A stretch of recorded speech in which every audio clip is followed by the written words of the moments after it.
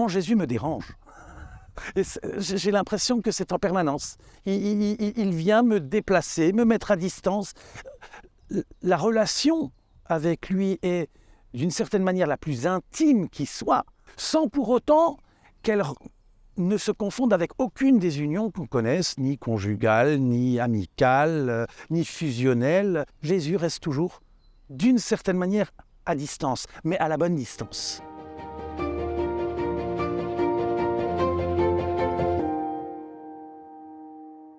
Bonjour Jacques Nussbaumer, vous enseignez la théologie dogmatique, vous avez accepté de nous parler du dossier de l'énigme de Golgotha. Alors on en sait principalement ce que nous disent les évangiles à ce sujet, c'est-à-dire que Jésus a traversé un procès visiblement assez expéditif et suite à ce procès a été condamné à être cloué sur une croix, ce qui était le sort réservé aux rebelles, aux séditieux, à ceux qu'on soupçonnait de vouloir, s'emparer du pouvoir politique, entre autres.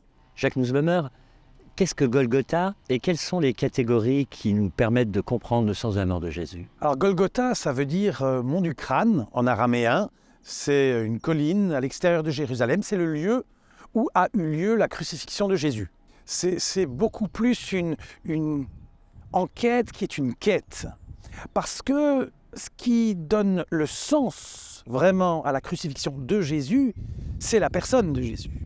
Et pour rendre compte de la crucifixion de cette personne, Jésus de Nazareth, le Nouveau Testament utilise différents motifs, différentes images, on peut dire aussi des schèmes, qui forment comme une mosaïque, qui dessine comme une figure qu'on a quelque part jamais fini de contempler, qui nourrit toujours la réflexion et en même temps qui donne un cadre. Ce n'est pas une mort à laquelle on donne n'importe quel sens. Donc ça, c'est vraiment du côté des images bibliques et dans la tradition de la dogmatique évangélique, on aime y revenir et y repuiser pour peut-être affiner, corriger éventuellement des interprétations trop influencées par l'air du temps, par notre culture, par notre héritage. Ensuite, il y a toutes les interprétations, bien sûr, qu'ont données les théologiens au cours de l'histoire.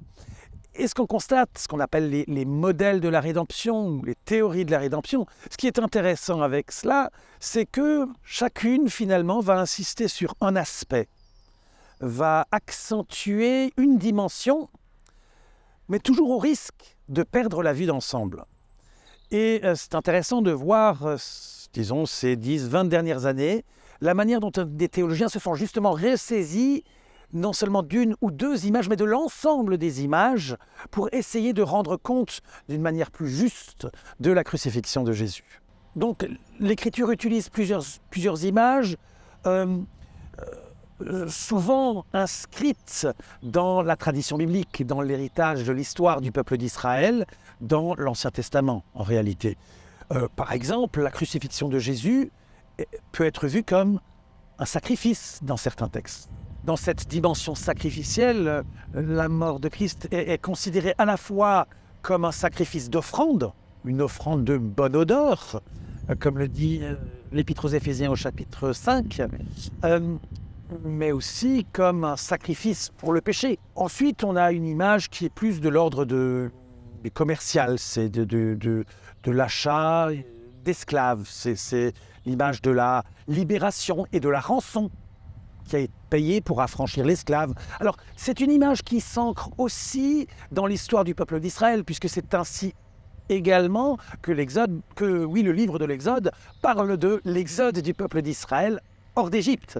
Donc ça, c'est le registre commercial, donc ça parle du coût consenti. Dieu n'a pas lésiné à se donner lui-même à travers son Fils pour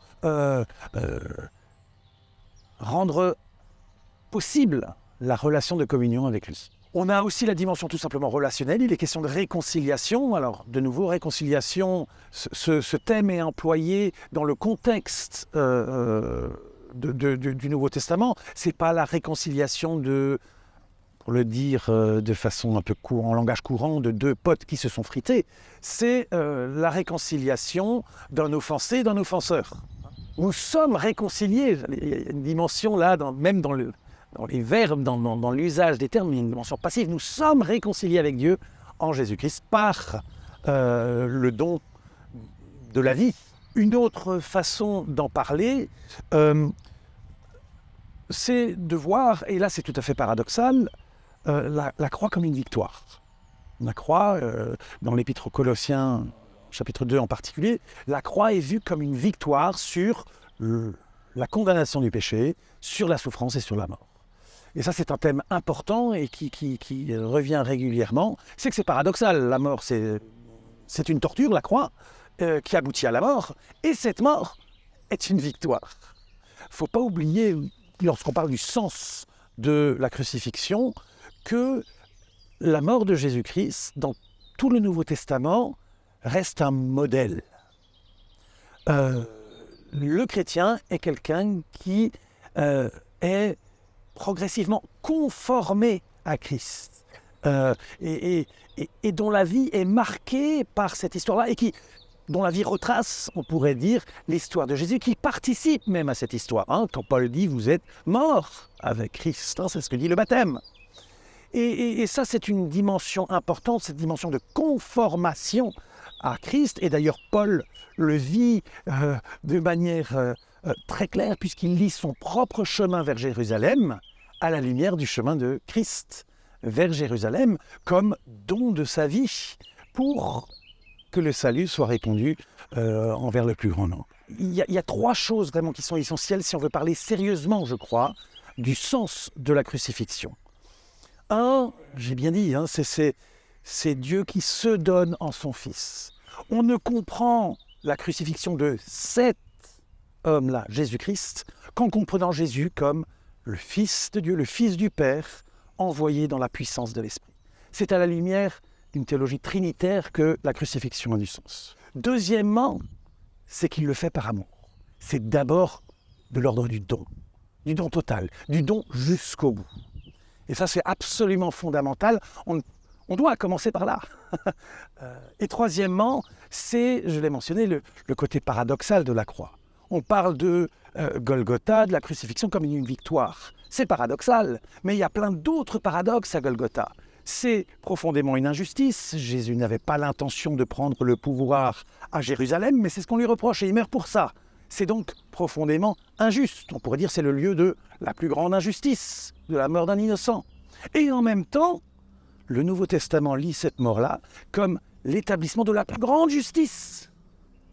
Là où la question du péché est véritablement traitée, et on se rappelle dans les évangiles qu'au moment de la mort de Jésus, il y a ces ténèbres, il y a la terre qui tremble, il y a une dimension apocalyptique, véritablement, à cet événement de la crucifixion qui parle du jugement de Dieu sur le péché. Et donc, il faut vraiment comprendre la croix dans ses différentes facettes, dans la richesse de sens qu'elle porte et dans les paradoxes qu'elle contient. Et il ne faut pas essayer de les résoudre, comme on résoudrait une enquête. Il faut au contraire les assumer aussi dans cette réalité véritablement paradoxale, puisque, et c'est ça vraiment fondamentalement aussi le message, c'est que à la croix, malgré la mort de Jésus, bien qu'il soit torturé, Dieu n'a ni démissionné, ni abandonné Jésus. Au contraire, et d'ailleurs, le chapitre 19 de l'évangile de Jean le montre clairement à travers les formules utilisées, à travers le vocabulaire auquel il recourt, que la croix, c'est un trône. Et que sur cette croix, où est crucifié Jésus-Christ, eh bien Jésus-Christ règne. C'est encore lui qui règne. De nouveau, un paradoxe. On ne peut pas y échapper. L'idée que les relations avec Dieu se placent dans l'Écriture dans le cadre de l'alliance, d'une relation d'alliance qui est fondée dans l'amour de Dieu, dans le don. Tout est don, la création est don, la loi est don, les bienfaits, tout est don, mais aussi dans des règles que Dieu lui-même a fixées pour cela et qui impliquent un jugement sur le mal. C'est impopulaire, mais je crois que c'est une voix qu'il faut entendre. Et donc c'est ce côté que je trouve paradoxalement subversif, puisque vous parliez d'une théologie classique. C'est vrai que c'est une théologie classique, et aujourd'hui, il me semble que la théologie classique peut être assez subversive pour une partie, en tout cas, de la théologie moderne qui peut-être a plus de mal avec les schémas classiques, ou peut-être en réalité, quand on creuse, avec la manière dont ils ont été présentés, parfois de manière simplifiée, voire simpliste, et la manière dont ils ont été parfois défigurés. Puisqu'il faut bien reconnaître que parfois la mort de Christ présentée comme jugement, comme peine portée à la place d'homme, c'est une intuition théologique qui a été déformée par simplification abusive. Donc il faut comprendre toute la richesse de Jésus, et en particulier ce fait que Jésus, en fait je le domestique pas. J'aurais du mal à dire finalement mon Jésus me dérange. Et j'ai l'impression que c'est en permanence. Il vient me déplacer, me mettre à distance. La relation avec lui est d'une certaine manière la plus intime qui soit. C'est tout le thème de... Alors moi j'ai abandonné l'idée d'application du salut, parce qu'il donne l'impression parfois que ce serait comme une crème qu'on mettrait sur les verrues de notre existence. Et c'est pas ça. J'insiste beaucoup plus sur l'union avec Christ. Et justement c'est l'union la plus forte qui puisse exister, sans pour autant qu'elle ne se confonde avec aucune des unions qu'on connaisse, ni conjugales, ni amicales, ni fusionnelles. Et Jésus reste toujours d'une certaine manière à distance, mais à la bonne distance. À la distance qui permet l'intimité et qui permet aussi la distinction, l'interpellation, et qui est la distance entre, dans le vocabulaire du Nouveau Testament, le chrétien et son Seigneur. Puisque c'est ça la première affirmation chrétienne, c'est Jésus-Christ est Seigneur. Pas César, personne d'autre, Jésus-Christ est Seigneur. Et donc ce fait qu'il soit celui qui règne implique cette distance, et une distance qui est en même temps immédiatement reprise par le fait que nous soyons unis à lui par l'Esprit, donc que nous ayons une relation de communion la plus intime qui soit dans nos existences humaines. La personne même de Christ, de celui qui meurt à la croix, est aussi celui qui manifeste, réalise la véritable image de Dieu. Ce sera dit dans l'Épître aux Colossiens chapitre 1 par exemple, ou dans d'autres textes, Hébreux 1 également. Il est la véritable image de Dieu. C'est-à-dire qu'il nous montre aussi, non seulement est-il Dieu le Fils, celui qui est envoyé par le Père dans la puissance de l'Esprit, mais il est aussi le véritable homme, le véritable Adam, celui qui nous montre ce que peut être un véritable humain. Et je crois que le XXIe siècle a éminemment besoin de trouver son humanité. Et que être humain, c'est pas simplement être un homme. On parle d'environnement, c'est ce qui nous entoure. Mais non, l'homme et son environnement sont en lien. Et le XXe siècle a découvert ce qu'il était capable d'avoir de destructeur pour l'environnement. Et donc je crois qu'une christologie réfléchie, intelligente et spirituelle, nourrie de cette relation offerte en Christ, elle a effectivement, disons, elle offre un regard renouvelé avec la création, comme étant le monde de Dieu, qu'il a créé et qu'il a aimé. Et d'ailleurs, dans l'Épître aux Éphésiens, la rédemption prend une dimension même cosmique, puisque le Fils est établi et Seigneur non seulement sur pas les hommes, mais sur la terre et même le cosmos entier. Et que la manière dont nous lions à ce que nous appelons l'environnement, c'est-à-dire à la terre, à la création qui nous a été confiée, illustre aussi ce que c'est que d'être humain à l'image de Dieu, prenant soin de ce que Dieu a créé par bonté et par amour.